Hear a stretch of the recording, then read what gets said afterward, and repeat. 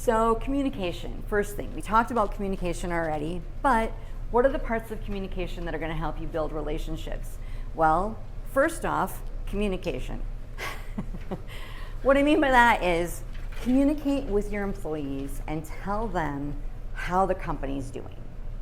Communicate things that are, maybe you don't think they're important, but if you have a production environment where nobody is ever told what the end goal is, and people aren't held to that kind of information, how do they know what they're working towards?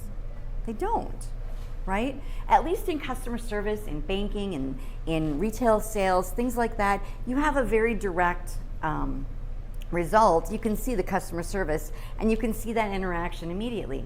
But in a production environment, whether you're at Crystal Finishing, whether you're at Wassa Tile, it's very hard for people in that production field to understand what's happening on the other side. So the more they know, the more they can grow. Okay? The more they know, the more they can grow.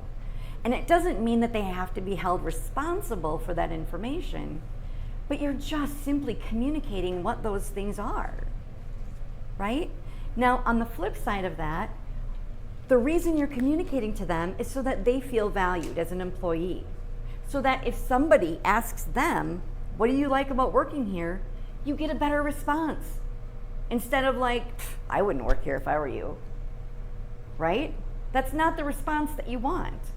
And if that's the response that your employees are sharing, you've got much bigger problems.